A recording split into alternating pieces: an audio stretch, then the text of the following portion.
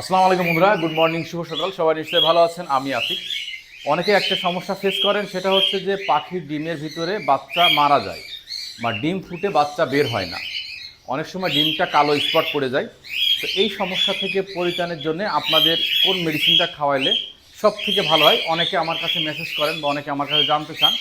তো আজকে এই বিষয়ে কথা বলবো। আমি আতিক। এখন বর্তমান আছি আমি আমার কোকাটেলের খামারে। তো পাখি থেকে প্রথমত হচ্ছে ভালো ডিম বাচ্চা পেতে হলে আপনাকে পাখিকে সঠিক বয়সে বেরিয়ে দিতে হবে। যদি আমি এখন বর্তমান কোকাটেল পাখি আছি, খামারে আছি, কোকাটেল পাখি থেকে ভালো ডিম বাচ্চা পেতে হলে অবশ্যই সঠিক বয়স আসলে 14 থেকে 16 মাস বয়সে বেরিয়ে দিবেন।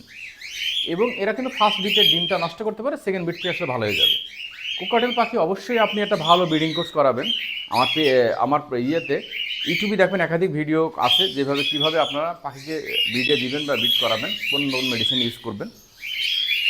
আমার হাতে এখন দেখতেছেন হেমকো পিএইচ, যেটা পাখির ডিমের ভিতরে শুক্রাণু মানে ভ্রূণটা তৈরি করার জন্য সবথেকে ভালো কাজ করে এবং ডিমের ফার্টিলিটি বাড়ায় এবং ডিম ফুটে বাচ্চা বের হওয়ার জন্য খুবই সহযোগী হিসেবে কাজ করে এই হেমকো পিএইচ, যেটা শরীরের পিএইচির ভারসাম্য রক্ষা করে, ব্যালেন্সটা ঠিক রাখে। এবং এটা কিন্তু খুবই ভালো মানের একটা মেডিসিন, যেটা আমি পার্সোনালি আমার খামারে দীর্ঘদিন খাওয়াই। বা আপনারা চাইলে এই মেডিসিনটা খাওয়াতে পারেন, ব্রিডিং কোর্সের শুরুতে খাওয়াতে পারেন এবং মাঝামাঝি সময় কিন্তু খাওয়াতে পারেন।